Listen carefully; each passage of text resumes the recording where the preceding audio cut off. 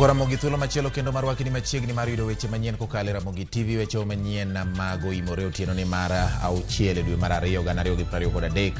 Ageno ni intiere kare kendo timo mor ne an kumiero Ramogi TV e kind televisen mamoko. Odhiambo ma kawuono wan gi weche mathoth ahinya ma wahiko ni mago mamulo ngimani achiel kachiel. Ka idwa ni ng'e gik matimore alwora ma pacho ka kod pinje maoko, kikete Ramogi TV nyaka Ramogi gadier mar yudo gik matimore. Kaka kawuono ni wan gi weche motenore kod donjo skul jopuonjre mag jo klas 9 ma ochako somo margi sekondar kawuono. Bende wan gi motenore kod weche mag neno ni oganda ma onge kod bedhruok oluw godo chike, kaachiel kod wach mar masira mar yiengni piny motimore e piny mar Turkey kod Syria, ma bende dhano ma oingo 2,000 yangi no wito ngimagi mathoth. Bende pod imedo tem reso kaluwore kod yiengni no mar piny. Magi to kod mamoko nyaka Ramogi bed kod wachakruok nyaka giko mokwongo weche manyien ma wamiyo pek. And where a parent is not able to buy uniform immediately, they are given a time so that a child or a student can be able to come with the uniform that they used to put on in primary. Jopuonjre mayando timo KCPE higa mokalo koro donje klas 9 ka sirikal ogolo siem ne jotend sikunde mondo kik riemb jopuonjre. And as they say, new brooms sweep clean. So the scope will widen to go for other transnational and international culprits. Achije maitudo kod ohala mar mula mabandia ochopo e doho ka girito okang' ma doho dhi kao odichieng' makiny. Ji makwan gi ohewo 1,000 wito ngimagi e yiengni mar piny ma okelo masira e piny Turkey kod Syria.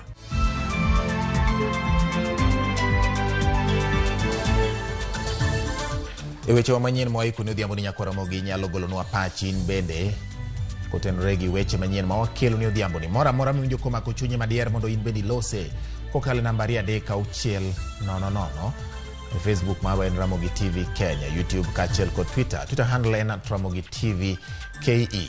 Bende nyalo luwogi kokalo Twitter handle mara @GeorgeBati_ kata e Facebook page mara George Bati Daddy Cool. Jaloko marwa otieno ni iluongo ni Elizabeth Otieno. Nyinga en George Bati. Machiegni jatend migao mar somo Ezekiel Machogo kwayo jonyuol mag nyithindo manyocha timo penj mar klas 8 mondo kik bed gi nyithindo go e pacho e kinde masomo mar sekondar koro chakore. Mabiro mana odiechieng' mokwongo mar rwako jopuonjre e sikunde mag sekondar. Judith Omondi ni kod report mathoth e wi donjo mag jopuonjre e sikul sekondar. Gikone to koro jopuonjre mag klas 9 chako chenro mag donjo e skunde sekondar e pacho kae. Chenro gi mane ochakore odiechieng' ma kawuono biro dhi nyime kuom thuolo mar juma achiel mangima e skunde duto e pacho ka. Jokanyo mag migao mar somo ne owuotho e skunde ma opogore mar rango kaka chenro gi dhi nyime. E kaunti ma Nairobi, jatend migao mar somo Ezekiel Machogo ne olimo skunde nyiri ma St. George's e kaunti no, kuma ne okwaye jonyuol mondo yie ochwal nyithindgi e skunde kata bed ni tek manade kodgi. We are asking the parents that no child should be able to remain at home, that he or she has not been able to get admission in one of our secondary schools because we have now vacancies, we have now places. Ministry of Education oketo wigni te mar reporting ma form 1 chakore kawuono Monday ni gibro report nyaka Friday. Wakwayo jonyuol ni mondo gi make sure ni nyithindo ochopo e school chakre kawuono nyaka Friday, nikech tokeno to koro sirikal bro wuotho kamanyo nyithindo mapoko report. Bende Machogo okwayo tend skunde mondo miyo yie orwak jopuonjre kata kaponi pod gionge uniform kapod jonyuol manyo weche mamoko mag omenda. And where a parent is not able to buy uniform immediately, they are given a time so that a child or a student can be able to come with the uniform that they used to put on in primary and use it for the time being while parents are making arrangements for procuring the same. Moko kuom jopuonjre mane otimo maber to ne onge geno mar donjo e klas 9 kata kamano odiochieng' ma kawuono ne omor mokalo. Ma kaluwore ni josamaria mang'uon ne ochwalo lwetgi mar konyogi. Nyako matin Lois giko ne oriwore kod skundi nyiri mapangani skul mokoni ne en lek mare. En oyudo 412 to nodwaro mana skul mane oluonge to ne ok wanyal nyalo. Koro kaluwore kaka natemo manyo kony koni gi koni ne ok ayudo. Gikone okonya kod jo Riverbad moyie chulo ne kumora mora ma ochope kenda ng'eyo ni odhi chopo lek mare. Leo singekuwa hapa kwa sababu ingefaa niende shule ya day school, lakini kwa sababu Riverbad wamekubali kunisomesha nimekuja kwa shule ambayo niliipenda sana. Matarajio yangu ni kusoma kwa bidii ili ahadi yangu isikuje nisiachilia ahadi yangu iende hivyo. Bende jatend migawo mar somo nokoni juma mokalo ne gichwalo omenda mar bilion 16 ne tend skunde mag sekondar mag piny owacho duto. The last week we dispatched a total of 16 billion Kenya shillings which went to all our public secondary schools. Omenda gi ma ichiwo kod piny owacho ochung' ne buge, loso kod kongo mwandu mag skul, weche puonjo kod somo, chulo kumba mar thieth ne jopuonjre e kind mamoko. Weche mamoko ma oriwo chiemb jopuonjre e kind mamoko gin ting' manitie wi janyuol ka janyuol. Mae okang' mar ariyo mogik mar jopuonjre mag klas 8 mariwore kod klas 9 e piny Kenya. Kadoro mar migawo mar somo to en ni mondo maloyo jopuonjre milion 1.2 manyiso otimo penj mar klas 8 mondo mi oriwre kod skunde sekondar duto ma pacho kae. Judith Omondi, Ramogi TV, Nairobi. Odiochieng' ma kawuono nyako Ramogi ma jopuonjre manie klas 9 ne odonjo ayange sikunde manoluongie jonyuol e gwenge mopogore opogore e pacho ka. Bende nobedo kod paro mopogore opogore wi wach mar yepo mar sikunde. Kaka jafwambo marwa ma Mombasa Georgia okoleronwa, moko kuom jonyuol manochopo e sikunde ne opako chenro ma oketi kama moko to ywago nengo mag gigo madwarore. Jonyuol jopuonjre mane donje klas 9 higani ne jochopo e sikunde mane oluonggie, kuma moko ne odhi kwayo thuolo mar manyo school fees, kama moko to ne oseikore gi nyithindgi mane donje e form 1. E kaunti ma Mombasa, kwan jopuonjre mane donje e form 1 ne ni piny mokalo, ka jonyuol mathoth to ne ywago wach ngima ma gikoni oidho. Onge kaka janyuol wang'o fight tero nyathi e skul kaka chieme ode mokwongo e shida, ng'ato osenindo kech makiro moko to tuwe long ochalo padola. Ng'ani kech kae ma kaka timre onge, changamoto nitie sani kaka kidhi e bookshop. Joma ng'iewo buge nok, kidhi kuonde mitwang'o uniform. Joma twang'o uniform nok. Sani kita funde matwang'o lewni mtaksi mondo go kama nas moja ywak nikech onge nyithindo kigiyudo. Gitemo mana manyo nyithindo ma samoro nyosomo e skunde go mondo gikwa uniform. Koluongo nyathine skul mong'eyo, to nyithindo mera. Nyathini nyosomo skul ma okadwa tajo nyingi skunde. Nyithindo onge nyosomo kama. Konyago nyasane chaka nyalo romo wuoda ni America go kamba moro mondo odhi e skul. Ka janyuol ni kod nyathi mani grade 7, janyuol ni kod nyathi man grade form 1, janyuol ni kod nyathi man grade 3, janyuol achiel ni oonge tich, to janyuol achiel ni odwa ni nyathi odhi osom. Sirikal koni nyithindo mondo puonj nono, kila kitu ma gikelo bende onge. Sirikal to wacho ni nyathi kik idong' e skul, to sami wuok gi nyathini ni nyathini kik idong' e ot titero nyathi e skul, to kichopo kucha ja principal nyisi ni kel pesa, wadwaro pesa makama, to wadwaro gik makama, ka onge to duoga gi nyathini ni ot. Kore momiyo ineno ka nyithindo mang'eny pod ni ot. Jonyuol to wacho ni gidwaro thuolo moromo. To thuolo moromo ni kata in iwuon, kata mana head teachers go, the principals, gimbe gipento thuolo moromo ni en thuolo moromo maromo karang'o. E sikund sekondari mar Homa Bay, moko kuom jonyuol ne koni pek mane gineno en wuothe dukni ka gimanyo lewni mag skul, ka moko to ne ni kod luor ni ne kidek riembgi gi nyithindo. Economy to rach, but I think this one is should be the responsibility of the government. We just come to bring the children to learn, not to go moving from shop to shop to look for these ones. Even the uniforms, they are being provided by the schools. Naparo ni seche moko nitie gik midhi konwa ne wang'iew kendo, to ayudo ka ok wang'iew gik moko mang'eny kopogore gi giko mane nyocha ondiknwa calling letter. To e skund yawuoyi mar Wa mantiere kaunti ma Kwale, kwan mathoth mag jopuonjre ne ochopo odiochieng' mokwongo, gino mabende ne onyiedhore e skund yawuoyi mar Kapsabet. Kumekuwa na changamoto kidogo, maana kumekuwa na foleni ndefu. It was very easy. It took short time.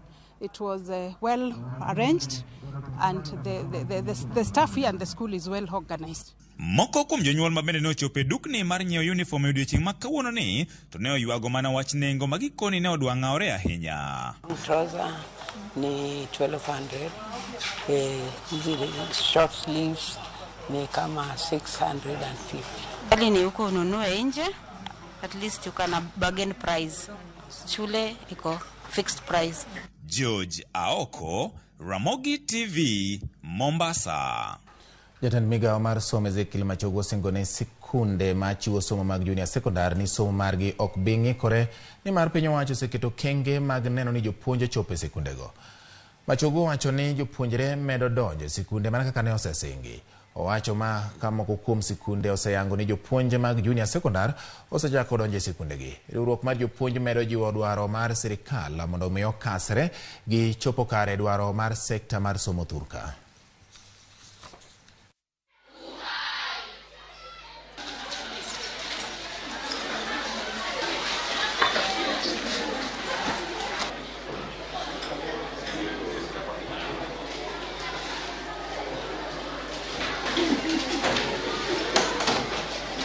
There is actually no time lost.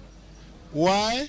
Because the curriculum which is supposed to be covered, the curriculum will be covered and adequately so within the given period. So may it be in public or private, I want to assure the students and parents that there is no time which has been lost, and our students will be able to make it. We have teachers, and even the 36,000 teachers that we have employed are reporting in their respective schools in the course of this week. Latest, they should be able to report to their schools by next week. Jopuonj mantie Victoria ka, ntiere jopuonj ma osesomo manyalo puonjo jo junior secondary. Koro jopuonj go, moko kuomgi donje classes go, kendo puonjo gi subjects kata learning areas magin qualified. Koro Victoria somo sechakore, to ko kawuono wuok tich ewa yudo japuonj achiel moa e ministry mabiro puonjo English gi literature. Owere gi mago mag somo wadonje ma otenore kod weche doho ma Nairobi kiny biro ng'ado bura kache japari ma itudo kod koto jaket mwandu moro ni gibiro uso ne mula madirom $67.3 ibiro med geng'negi kata oyo. Achejego ne omaki chieng' ngeso kama bende apedha manotime utegi ne oyudo magina kod Lisa Sibuora ma uwacho ni ne giyudo e tok chik. Gin timbe ma obila wacho ni osemayo joket mwandu mathoth mwandugi.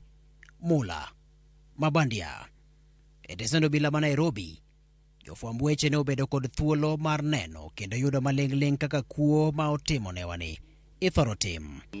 Following a complaint by several foreigners that they had been duped into buying what they believed was a gold consignment, and after having their money taken away from them and later being led around across the continent all the way to Nairobi, where they're told their gold consignment was, and thereafter realizing that they have been duped. Monj manyo timore gi kodira ya paro semaki kendo ma ochopo nyim doho ka itudo koda ketho mar obadho mar ohala mar goldi mabandia. Obila wacho ni jodito mag kuoni nyaka sani ma kuomgi oyang kaka Bruno Otieno Liende, mabende ong'ere gi nying mar Oyugi, kanyakla kod jago machielo ma nyinge Steve Seth Okute. Nonro margi wacho ni Steve Seth Okute ok en jago manyien e ohala ni.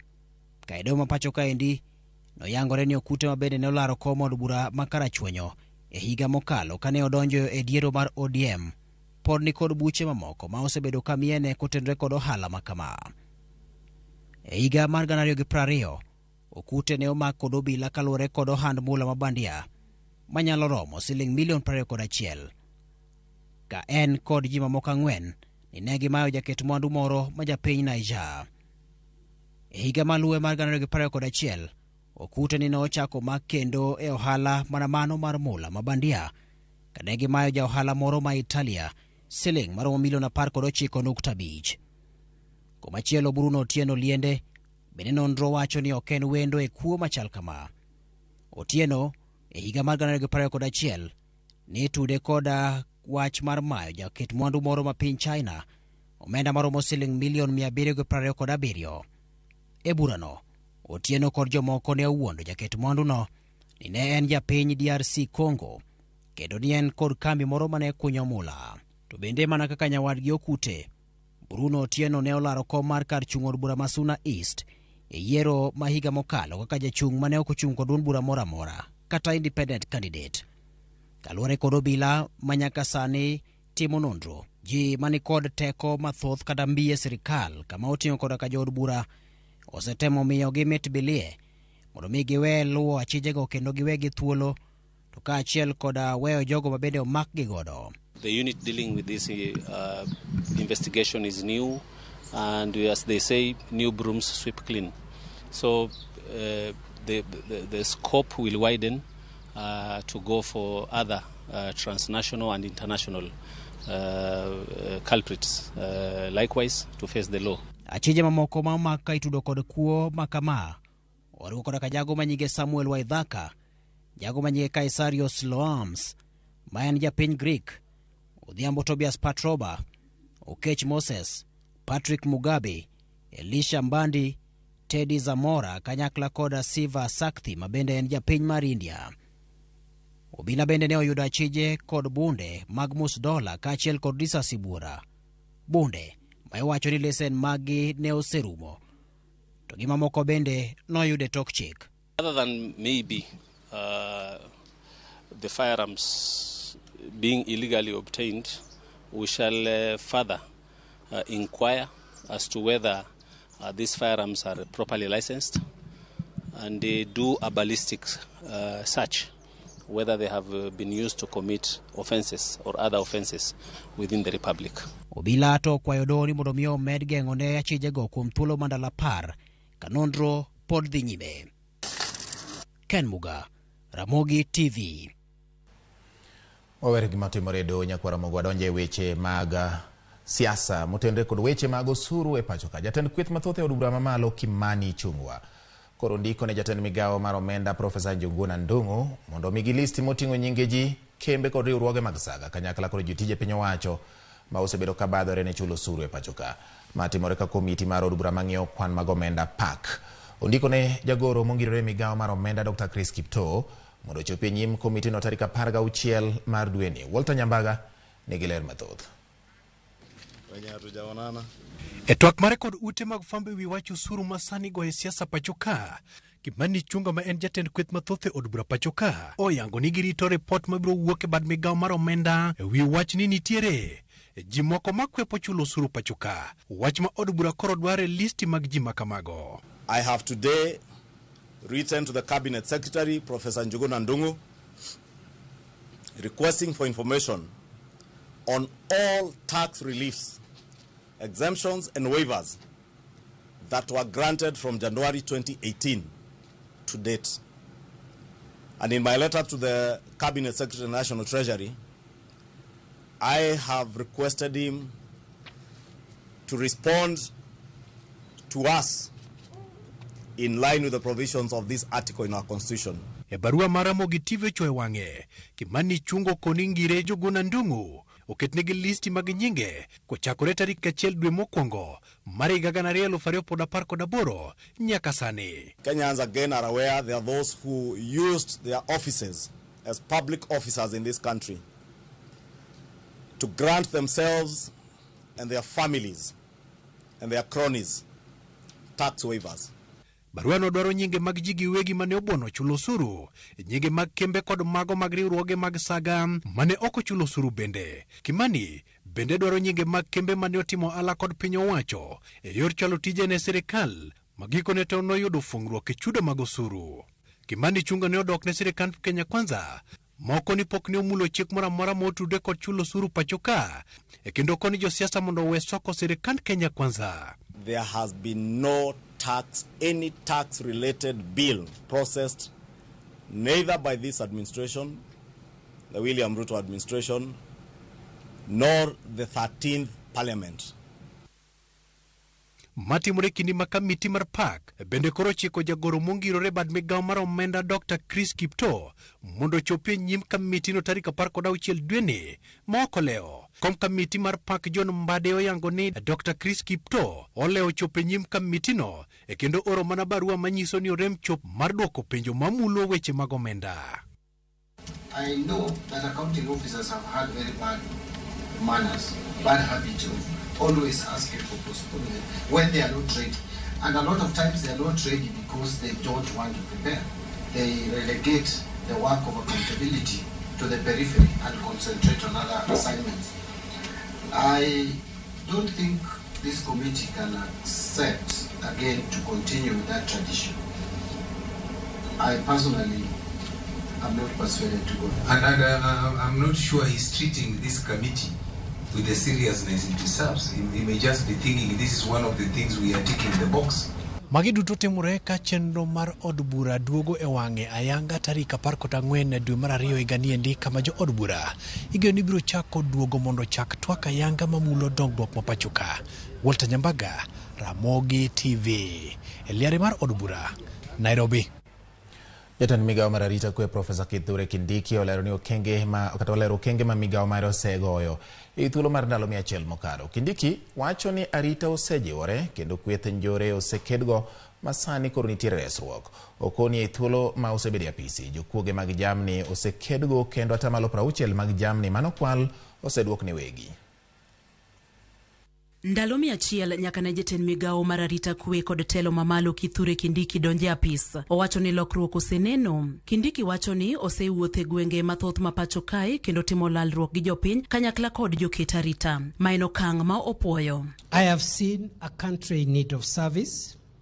I have heard from citizens thirsting for the liberty to hustle for their families free from the fear of criminals. I have held consultative meetings with citizens, leaders, and assorted stakeholders from different parts of the country to discuss the security challenges facing our homeland. Ewi gige lweny manie lwet jo maundu, Kindiki wacho ni gisethiro chenro mag maundu kendo gige lweny bende imedo ndhi. Gikone maundu osedok piny gi atamalo 13.5 karanyisi en county ma Nairobi. We have stepped up the fight against the threat of terror. We have disrupted many terror plots at source, neutralized and or arrested dozens of suspected terrorists, and destroyed a huge cache of weapons and explosives that could have badly harmed our people if these criminals were not intercepted. Crime in the country has decreased by 13.5% from 8,297 reported incidents to 7,179 incidents. Urban crime, especially the Nairobi muggings that had threatened to disrupt our way of life and businesses in our capital city in the September-October season, has now been contained. Ndalo 100 Kindiki lero ni gisetemo kedo kod kuo mar jamni mabendo osebedo ka kelo midhiero mang'eny e ngima oganda ma pacho kae. Kata kamano gitemo duoko geno mar jopiny kuom piny owacho ma pacho kae. Olero ni nyaka sani oseyudo atamalo 60 mar jamni mane okwal kendo gitemo yudo atamalo 40 modong'. We are now slowly building and rebuilding public trust in the government and the security agencies who continue to keep crucial public spaces safe and secure from bandits, livestock rustlers, and hordes of other degenerates. In the past 3 months, 60% of all livestock stolen across the 10 most affected counties, namely West Pokot, Laikipia, Meru, Turkana, Garissa, Samburu, Marsabit, Kitui, Elgeyo Marakwet, and Tana River, have been recovered. Mopogore kod yudo atamalo 60 mar jamni mane okwal, bende osechuoga put mabiro konyo e kedo kod kuo mar jamni e pacho kae, kendo neno ni otieke chuth.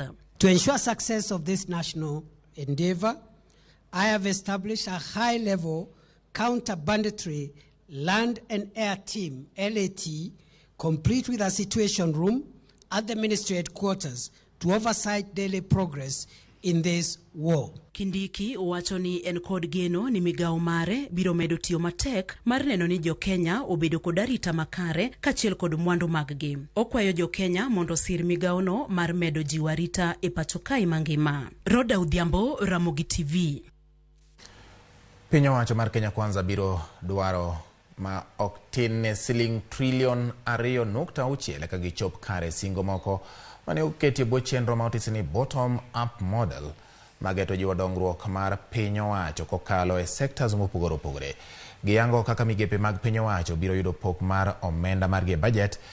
Pis mudiedo kar kende manono weche mag budget e od bura PBO okoni tend Kenya Kwanza nyalo bedo kod midhiero kaluwore ni ok giyango kendo giketo ler lai manyiso chenro magibiro miyo pek ka gichopo singo margi ne jopiny. Rameny magiketo magilieko ka budget mar chopo dwaro mar piny owacho mar Kenya Kwanza mong'ere kaka bottom up biro chalo e higni 5 mabiro. Apis mudiedo kar kende ma ochung' ne budget e od bura PBO onyiso kaka ibiro ndusne migepe pok mar trilion 2.6 ma piny owacho geto tiyogo higni 5 e chopo dwaro mar bottom up kod ohinga manyalo biro miyo piny owacho ok chop e yo makare chenrone kaka dwarore. Kokalo e andika mayango pok makamano, apis noluwo ni migao mar pur biro yudo pok mar omenda maromo bilion 50 kaka higa, ka higni 5 owinjo bed ni giyudo ma ok tin ne bilion 250 eka mondo gichop dwaro mar neno ni piny Kenya obedo kod chiemo moromo. Mondo jiwo ohelni matindo kaka ne Kenya Kwanza osingo e kinde kampen, piny owacho dwarore mondo ket bilion 397.7 higni 5 mabiro. Chenro mar gero udi, weche dak kod lope kata kamano budget miliekono miyo pok mar bilion 62.9. Kakoro wich bar en kaka piny owacho biro chopo dwaro mar gero udi manengo gi yot, ma bende jatend piny osebedo kawacho ni biro chugo thuolo mag tije ne rowere mathurka. Weche mag thieth bendo yangore ni biro podne gi bilion 259 kawuok e bilion 37 masani nyaka bilion 67.3 e komenda mag 2026 nyaka 2027.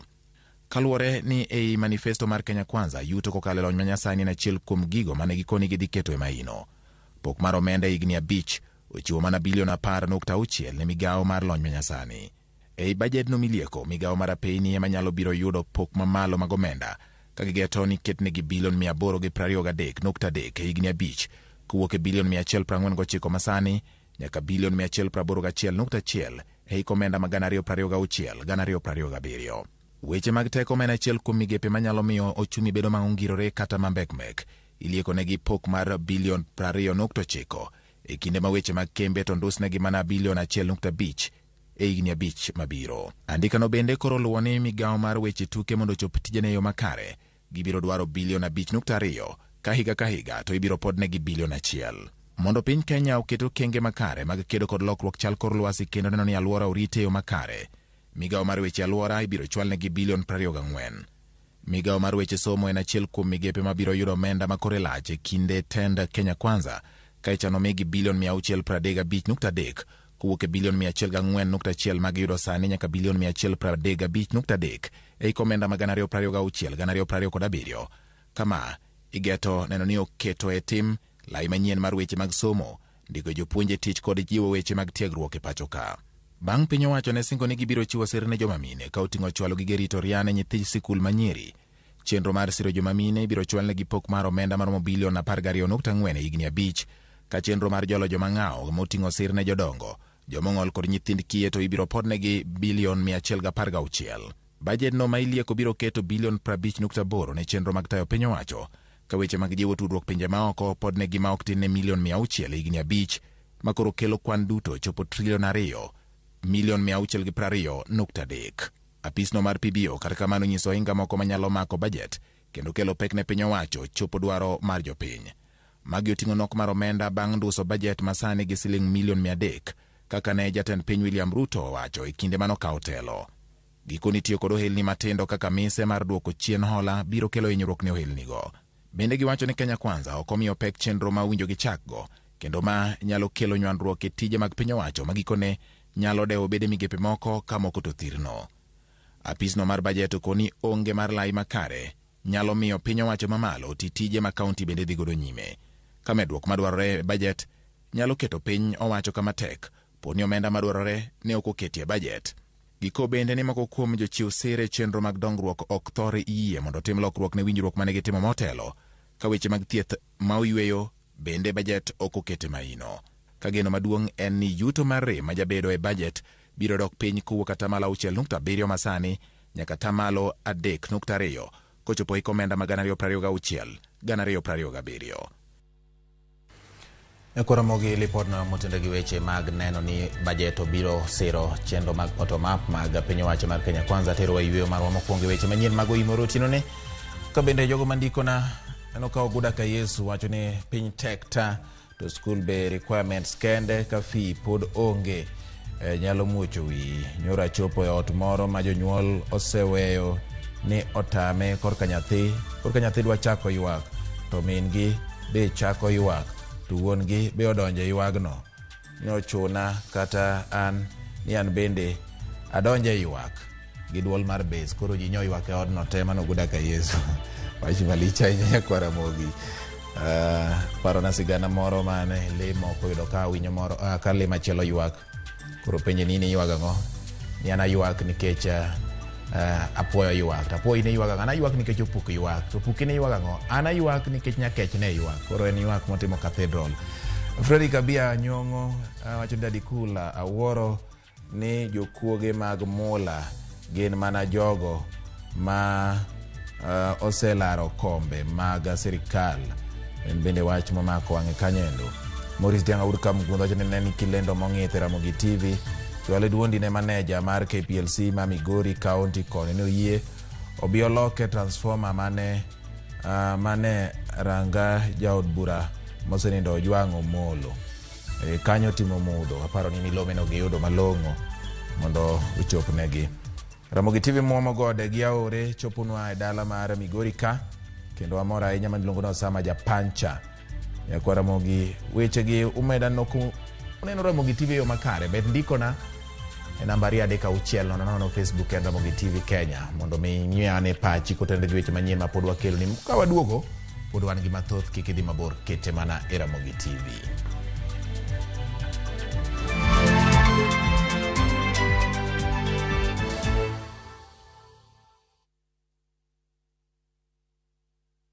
Pungua. Nini inaendelea hapa? Wewe funje mlango wapi? Ni makarao. Na tumerudi na vishindo. Ni kundiala la jo. Wewe kopro. Muse ni sergeant nimefika. Nini? Panya imeipa ukali yangu ya usiku sasa.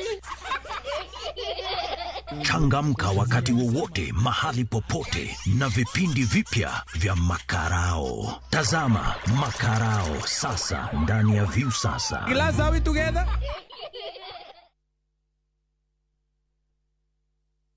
Winning on Shabeki.com is getting easier. Enjoy highly boosted odds on Shabeki.com.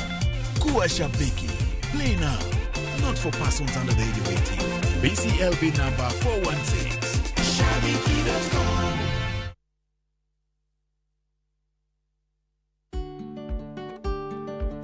Be ing'eyo ni onge tiende mondo imany thieth kaka chemotherapy, hormone therapy, immunotherapy kata targeted therapy e pinje maoko nikech giyudore pacho kae.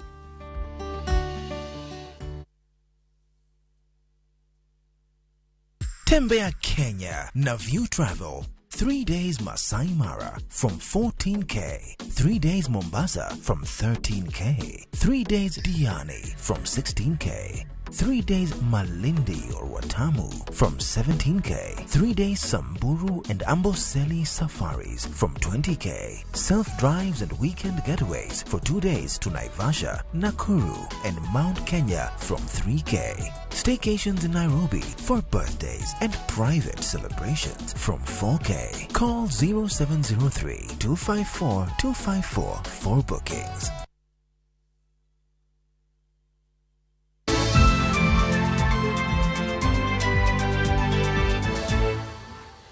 Machiegni kendo nyakwara monge wadhi nyime. Lakteche mag yeng'o e osiptal ma Kenyatta ochiwo resruok ne nyithindo 2 marude manyocha ne onyuol ka dendgi omakore. Nyithindogo koro opogi kendo res ngimagi. Rudego nyocha ne onyuol e kaunti ma Bungoma ka ringregi oriwore gi agoggi kod igi bende. Lakteche motimo yeng'ono koni jopuonjrego medo yudo resruok e kar thieth ma ICU. Kata kamano ngimagi to ni kama ber. Jatatije osiptalno Dr. Evanson Kamuri wacho ni pod girango ngima nyithindo 2go. Who had abnormalities in the heart independently. They were joined in the abdomen. Of course, that means apart from the liver joining the two, the muscles and the skin was being shared. And by further analysis by the cardiology team on the heart condition, it showed that one of the kids had pulmonary hypertension. In other words, a lot of blood was flowing through their lungs. And that provides an immediate challenge to this kind of kids. So through the expertise that we have in those departments, we were able to manage that blood pressure. But it meant that sooner or later, and more oftenly soon, we had to separate those two kids. Nobody can predict. We are hoping that they continue improving. We cannot tell you that they will be out of the ICU today, tomorrow, or the day after, because these are, as you've heard, these were actually like more than 10 operations in one block. There was an operation of the skin, there was an operation of the bone, there was an operation of the heart, there was an operation of the liver. One of the things we are proud of, this is the first time, because we have been in the journey towards liver transplant. We have been doing that, and we have trained the nurses, the doctors. So sooner or later, we'll also be doing actual liver transplant in Kenyatta National Hospital. We are now doing huge liver resections. So sooner or later, we'll be doing liver transplant. And this is one example where we had to separate also the liver so that each of the child will have a portion of one liver that they were sharing. Jopuonj auchiel mag sikund primary ma Itumbe DOK ma itudo kod ketho mar keto nyithindo gi kuma maranjao mancha onasi e tipo moro mar video koro nochwal e doho. Jopuonjgo kwedo ketho ma osomnegi e doho mar timo anjao ne nyithindogo ataro mar chik. Ichopo e nyim jal bura mar doho ma Ogembo Kalista Sindani. Gin kanyakla koda Evelyn Mora, William Isoka, Drusilla Mora, Angelica Masia, Catherine Mukira kod Gladys Kwamboka maduto owe thuolo gi rambun ka girito ni burano biro tal kendo tarik 20 mar dweni. Even 12 hours since that order was granted. Subjected the same pupil. I've considered the objection raised by the prosecutor in this matter. I've also considered the response by the defense counsel. It is the finding of this court that bond is a constitutional issue and an entitlement that can only be taken away under compelling reasons. In the present case, there are no compelling reasons established, no affidavit filed or sworn by the investigating officer.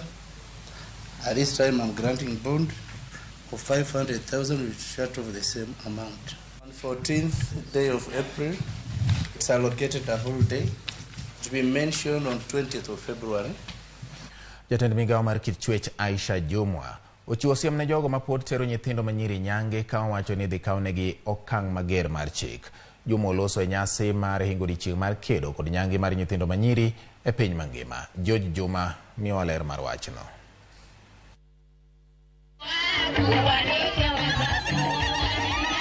E nyasino mar hingo odiechieng' mar kedo kod nyange e piny mangima mane obagi e gwego man Timaru, kendo ne otelo kod jatend migao mar kit chwech Aisha Juma. Ote maduong' ne en mano ma nywando joma chuo kaachiel kod rawere ma yawuoyi e ng'wech mar kedo kod nyange e piny Kenya. Hii wakati ngoja tubadilishe mtindo ambavyo tunapoendeza vita za FGM. ngoja tutoke kwa workshops, tutoke kwa boardroom meeting. E twak mare kinde ma nyasini, jatend migao Aisha Jumwa ne owach ni piny owacho oseketo kenge mopogore opogore mar tieko nyango mathindo manyiri e piny Kenya. I assure you of my administration support in ensuring that we eliminate FGM in our country, because it is not only against the law, it is endangering the health of girls. Juma ne owacho ni piny owacho dhi medo keto omenda tenge ne duolno mar anti-FGM board ma ochung' kedo kod nyange e piny Kenya mondo kojiw chenro mar kedo kod nyange. Jatend migao ne owacho ni nonro oseyango ni atamalo 90 mag jo Kenya ong'e rach mar nyange mthindogo manyiri, ka bende joma bende koro tero nyithindo nyange koro time e tok teko. Knowledge about FGM among the Kenyan population is over 90% for both men and women in all the counties. But then, why is FGM still being practiced? Oganda mowuok e migepe ma opogore opogore ma oting'o mago mag piny owacho ne osingo tiyo kamoro achiel mar kedo kod nyange e gego makuya. Ne watemo matek mawa reso nyithindo 512 mane nitiere at risk mar mdhi nyangi. Ne waketo gi kar kama iluongo ni rescue center. Lakini gima oganda ma oko dhi wacho, community dhi wacho ang'owa ni ere kaka gipingo kitgi gi timbegi. Lakini gima koro wasebedo ga ka watimo pod wapuonjogi. FGM reduced from 21% in 2014 to 15% by 2022. However, the 15% prevalence is still unacceptable. E kinde apedha mane otimi dwe mar 12 mar higa mokalo, obila ne omako oganda mathoth kod keth mato nyithindo manyiri nyange, kabeli nyaka sani cases maromo 40 pontie doho. Machifu wawili ambao wako on very soon they are going to be on interdiction. Kwa sababu badala ya kukataza kukeketa, wao wenyewe wamekeketa wasichana wao. Nyithindo manyiri malo 600 bende ne oresi e wechego mag nyango e gego makuria. Kata bedi lek matieko FGM higa mar 2012 nokochopo kare. Jogo mosebedo e sektani mar kedo kod FGM kaachiel kod piny owacho koro pod wacho ni gintie kod geno mar tieke e kinde machiegni. George Juma, Ramogi TV, Migori. Jik ma kwan gi ok tin ne 2,000 wito ngimagi bang' piny yiengni nyadiriyo e piny mar Turkey kod nyandwat mar piny Syria. Ji mamoko odi kod lo gi udi ma osienyore e kinde mar masirano. Kaka James Opondo lero, yiengnino ne pek mokalo kendo ka ipime ratil mar richa ochopo 7.8. E kar sa 10 okinyi piny mar Turkey kaachiel gi nyandwat mar piny Syria, midhiero mar yiengni mar piny ne omonjo pinjego. Yiengni ma ni e rapim mar 7.8. Lipot mokwongo nogolo ni oganda ma kwan gi ohewo 700 nowito ngimagi ka mohewo 1,000 noyudo hinyruok. Nyithindo gi joma dongo nomoko e bwo lowo ka reso ji notim mapiyo gi jogo machiwo kony mokwongo. Kapok reso ji orumo, e kar sa 7:30, yiengni mar 2 notimore kama nochwalo kwan jogo ma wito ngimagi malo. Od fwambo mar piny owacho e piny mar Turkey oseyango ni nyaka sani kwan ji mohewo 1,000 osewito ngimagi ka mohewo ji 5,300 oyudo hinyruok. Tend piny owacho ma Syria bende oselero ni ji ma kwan gi ohewo 783 osewito ngimagi ka mohewo ji 2,000 oyudo hinyruok. Motelo ne yiengni mar 2, jatend piny mar Turkey Tayyip Erdogan nolero ni reso jogo ma okwamo e bwolo dhi nyime ka nyaka sani pok ong'ere kwan jogo ma pod omoko. 5,385 vatandaşımız kwand jogo ma oseresi nyaka sani osechopo 2,470. Ute bende ma olwar e yiengni mar piny gin 2,818. Okwang'eyo ni kwan mag joma owito ngimagi kaachiel gi joma ohinyore biro medore. Kata kamano, golo ji e bwo lowo dhi nyime e alwora ma masirano otimore. Genowa en ni piny mar Turkey biro kanyakla kendo bedo gi kwan ma piny mar jogo mowito ngimagi. Bilemiyoruz.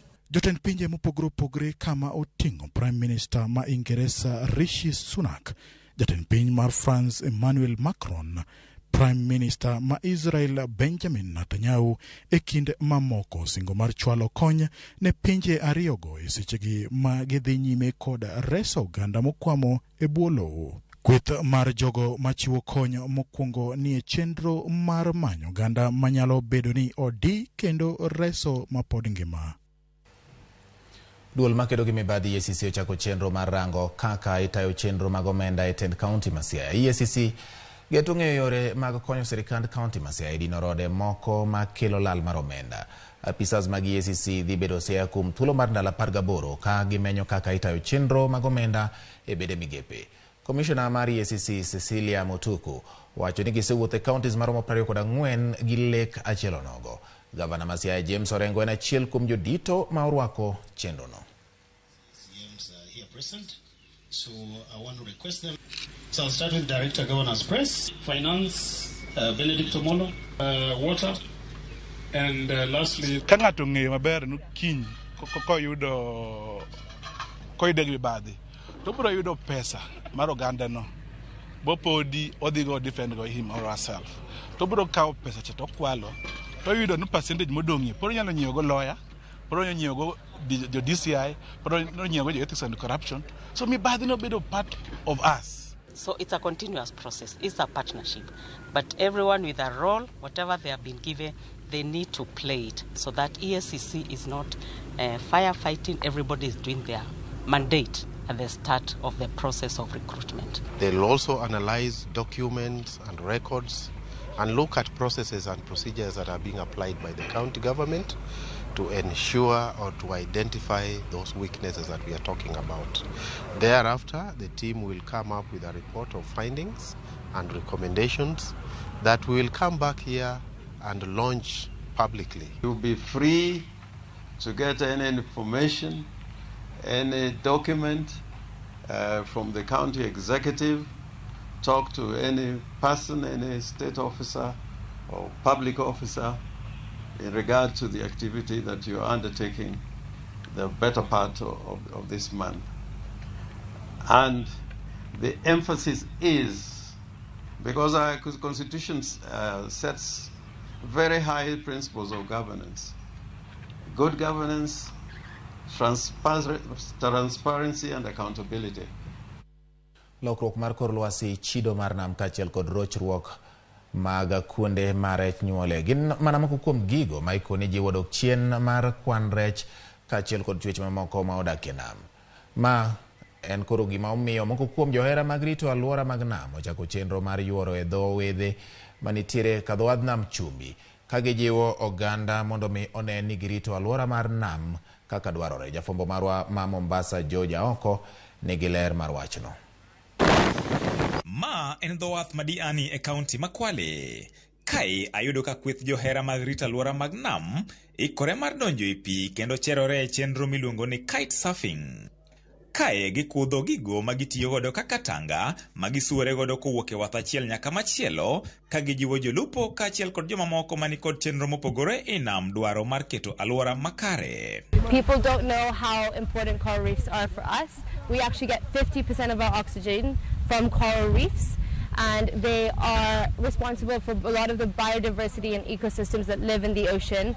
And they also cover such a small portion of the ocean floor, and because of coral bleaching, the global warming, all of these factors, pollution, overfishing, they're actually dying. The coral reef is not just to look at because it's beautiful.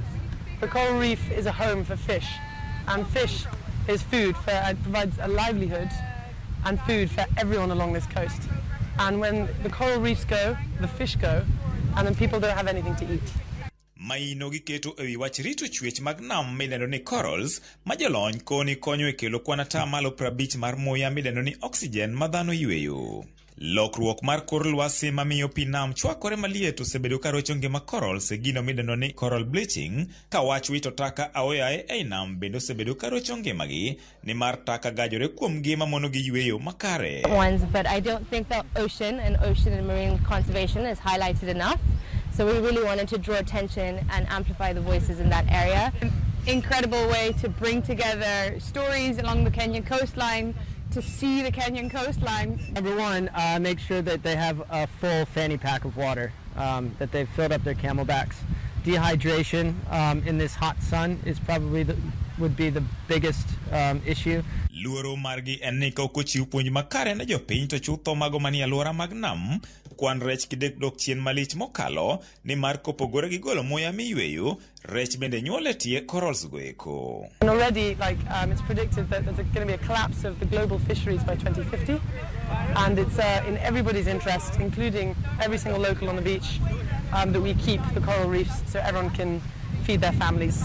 And so that's why we're trying to increase the awareness so everybody benefits, including every single local fisherman, everyone along this beach. And I believe we are so lucky with the ocean we have in Kenya. It's magical, it's beautiful, and we really, really have to try to protect it in every way we can. To combine this with my huge passion for kite surfing was just a dream come true, really, because this means I can do something I love for 6 days long, or 7 days even, while raising awareness and raising money for our beautiful ocean, and hopefully getting more people to join the movement and be more engaged with the ocean and really try to protect it, because yeah, we really must try to protect it as it's one of a kind, it's so unique. Lengo margi en rakore gi report ma jolony koni kwan corals ka achiel kod rech biro bedo matin mokalo ei nam kochopo higa 2050 ka diponi ok bi kawo okang' malong'o mar rito nam ataro kod alwora mage. It's also about empowering women to show women that you can do this. But for some reason, there's a lot of men who do it, and we want to also show women you can go out there, you can go kite surf. It's not just a man's sport. We've been fortunate enough along the coast to see various different projects around turtle eggs being relocated and protected there, seaweed farms, mangrove projects. George Aoko, Ramogi TV, Mombasa.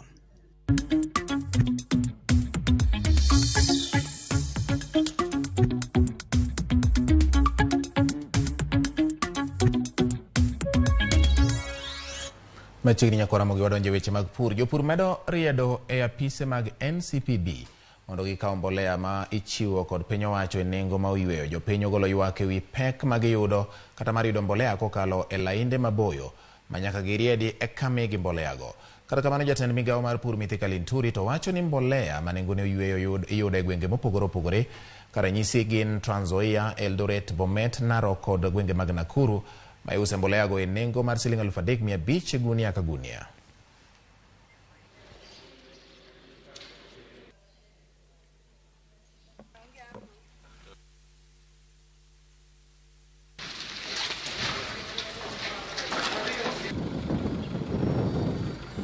Niliingia hapa saa 2 ya asubuhi na pato tugali tu kwa laini, hata hatujui tutafikia namba saa ngapi. Bado hatujafikia kupewa namba. Tuliambiwa kwamba kuna mbolea itakuja kwa bei ya chini. Tulifurahi juu tuliambiwa tunaletewa kwa agrovet zilizo karibu na sisi wakulima. Lakini sasa ujumbe tunapokea kwamba tukuje Cereals Board ambayo ni Trans Nzoia County kwa jumla. Ile nimepata leo, nimepata kama mifuko 80. Kwa hivyo nitaenda nikiongeza tu. Kwa maana tuko na kama karibu mwezi moja ili tuanze kupanda. The registration process was basically done by the Minister of Interior, and by this I mean by the chiefs and the assistant chiefs. This process was so because it was thought wise that the farmer is best known by the chiefs. Our target is to ensure that we can be able to get fertilizer at below 3,000 shillings. All inclusive, whether it's the subsidy or whatever, less than 3,000, because it's happening here in Tanzania. Jokanyo e sekta mar teko kod sitima e pachoka dhi nyime gi dok ne okang' ma piny owacho okawo mar dwaro medo teko kata nengo mar teko sitima. Ilimbe mar boma mag Garissa, jodito mag duol mar EPRA kod Kenya Power wacho ni dwaro nitie mar timo lokruok ne kit chudo masani ni mar oseyangore ni ok oring makare. Piny owacho medo kwanyo pach jopiny wi dwaro mar medo nengo mar teko sitima.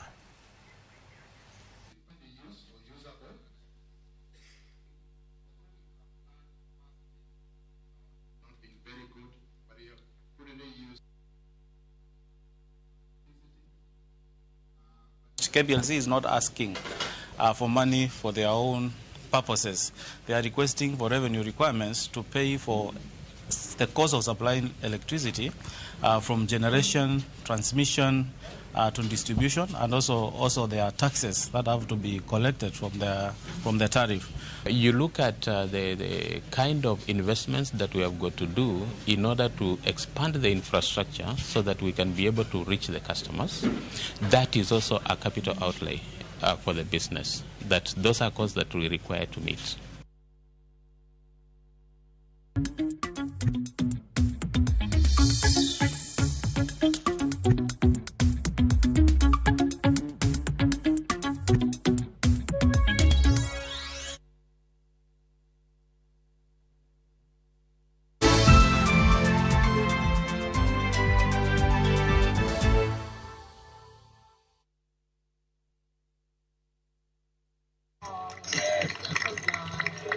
Come on, let's play for the crowd.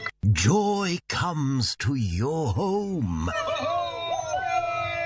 It's Jesus.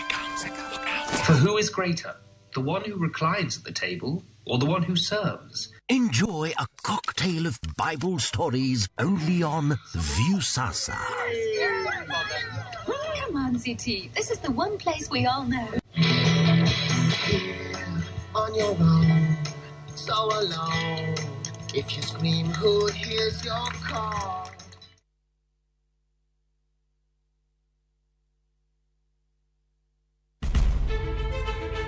Penj laktar ok en ka chenro moro amora. Wach mar P2 emergency pin monyo gino kapere mene giketho system. Wakelo ni achiel kachiel lakteche man gi lony mar arieya e weche ngima dhano. Koro ka goyo picha to dhi nyisa kind lekene.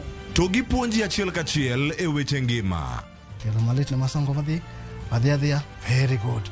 Riuri gi Ruth Otieno wuok tich nyaka tich abich chakre sa 12 odhiambo. Onono tiend weche kowuok kuom laktar. Osomo oteni namba mar SMS en 23600 en page laktar.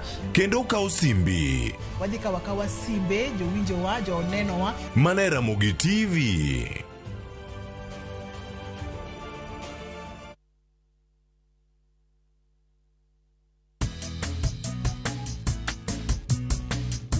Mama Harriet.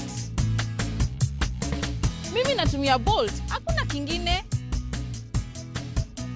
Bolt ni chap, unapuliza kidogo hivi.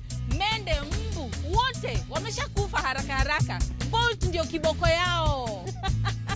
Bolt kills them fast. The only insecticide made of 100% natural Kenyan pyrethrum grown by local farmers from tropical brands.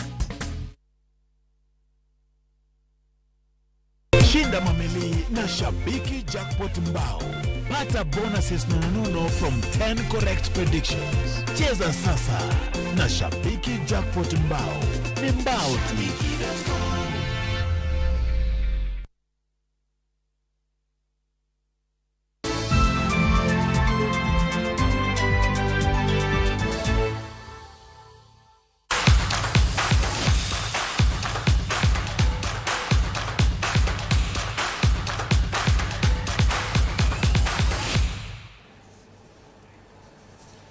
Machiegni nyakora magajonge weche mag tuke midhiambo makawuono. Nyinga en James Opondo. Club mar Modern Coast Rangers FC noyudo loch margi mokwongo e tuke mag League NSL bang' loyo club mar Kajiado FC gol 1-0 e alap ma Ildamat Stadium County ma Kajiado. Gol makende mar Modern Coast nologi jatugo Daniel Odhiambo e dakika mar 87 kendo miyo club no points 3 tuke 8 mokalo. Club mar Modern Coast osewuok amodhi tuke 4 kendo wito tuke 4. Hata kama ni win yetu ya kwanza, hii win ni kubwa juu imepatia watu hii confidence ya kuendelea kucheza ile ball tunajua anaweza cheza. Ndio mpira. Ndio mkacheza sana. Mkapoteza chance sana.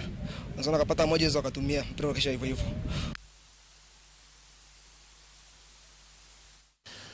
Riwruok mochung'ne tuke mag karate nobago puonjruok mag tukege kinde nyithindo manyiri mondisi ni Power Girl program e alap ma Utali County ma Nairobi. Lek mar jochan tukege en mar ywayo nyithindo manyiri e tukege ka ma en thuolo maber mar miyogi lony mag tuke karate. Riwruogno bende chiwo thuolo ne nyithindo manyiri mar yudo puonjruok e weche mag dang'ni mag paro ma osebedo ka hinyo oganda e pacho kae.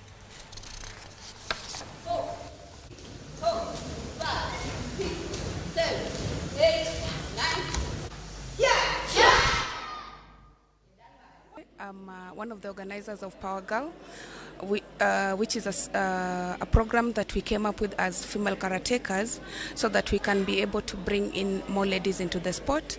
And secondly, what we wanted to do is offer a safe space for the ladies to be able to learn about mental health issues as well as career.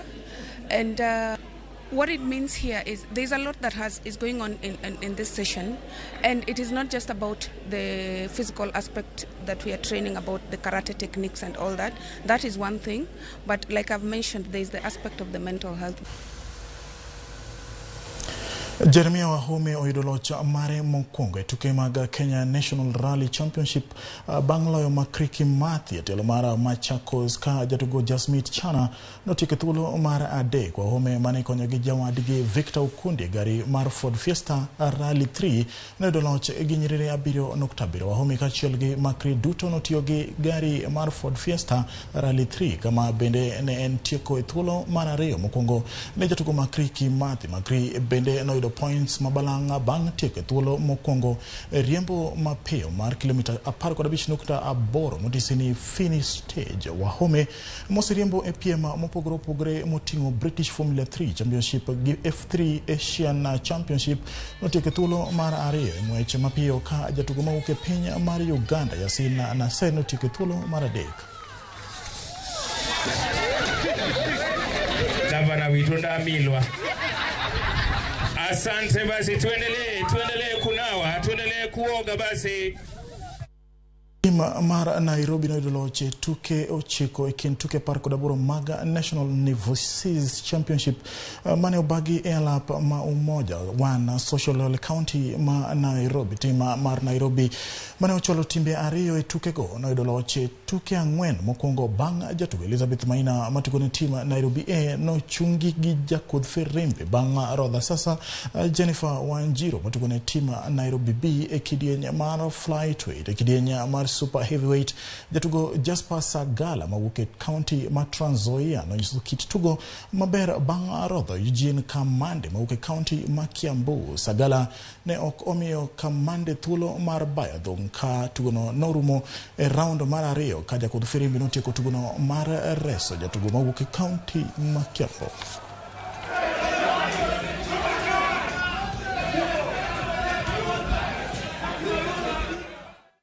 Jatugo Aditi Ashok amawuok e piny mar India nokedo nyaka giko kendo yudo loch e tuke tielo mar adek mag Magical Kenya Ladies Open mane obagi e lap ma PGA Bobbag House Vipingo Ridge e county ma Kilifi bang' telo e chunga mar jotugo e chakruok mag tuke. Ashok ma nikonyo kod wuongi noyudo points 74 e odiochieng' mogik ka ma nomiye loch gi points 280 e tugono mane otimore kuom ndalo adek. Kata doko ne jatugono ne tugo e seche mane min od jatend piny Kenya Rachel Ruto oyoro e tugono ma ne okomiye buk moramora ka nonyiso kit tugo maber kendo bedo points 9 mbele jotugo wetene ma ne en loch mare mar adek e tugo madongo mag joma wakeni. April Angura Sarani ma en jahigni 18 kaachiel gi Alice Hewson mawuok e piny mar Ingeresa nomako thuolo mar ariyo. Jakenya Naomi Wafula notieko thuolo mar 56 kendo ng'ado tiko mar bedo achiel kuom jotugo mabiro dhi nyime e tukegi e pinje maoko.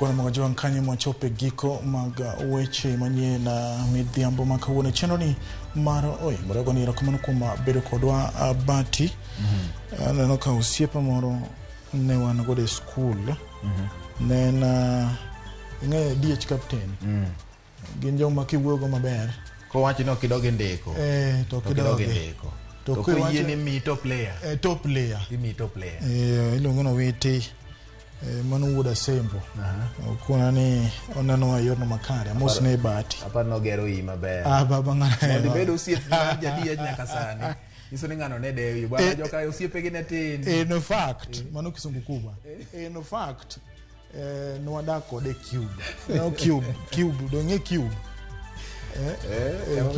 cube moko majida ke jari ne de side ari to duo gela angeo timbe jogo kone ni akawo mozi amor ero kamano no witi ugoda sembo baba wapuoyo kendo wagoniro kamano kuom bedo kodwa Ramogi TV an ka unango weche mang'eny kene odichieng mara auchiel idwe ne dwe mar ariyo ringo bene dwe manigi ndalo matin ya moloyo dweche duto te ndalo 28 koro ng'ama dwa timo gima dwa timo kasre akasa to lore ma gina ne manade na tarika 14 ka olengre matis ni to wasiemo korot tarika 14 nango dongine no ka achake chon men's conference okay. Babo odwa dhi Leto emuchung'nwa isironyo Stephen Leto chairman mar men's conference babo wan kodi ane treasurer okay gigitigo menda baraje Ramogi ero komano kum kete Ramogi TV los jo mosiro weche gi manyien kuke odwa mar kawo weche manyien kachiel kod joma bende odhi e pap mokelo weche manyien in bende mikaw thuolo mari min neno weche gi kendo yudo ng'eyo kuom gik matimore nyaka Ramogi pot gi pak jaloko mar weche thuolo ni yudre obedo Elizabeth Otieno an koro kowuok Iloya oganda mawuok Nyanza mangima joluo modak e pinje maoko kachiel kod modak e gwenge mamoko e Kenya ka pot gi pak ero kamano kuom chungi Ramogi TV oganda mawuok Migori County Josona West tutute sai mondo ber kodu hap Nyasaye e thuolo ni nyinga en George Bati oriti masale nya kwa mga joang anakwa ini mondo iberi koro Otieno makare jo weyo makatwe ng'arari da duto poch gi pak kamora mora mauntiere bedu koro Otieno makare nyinga en James Opondo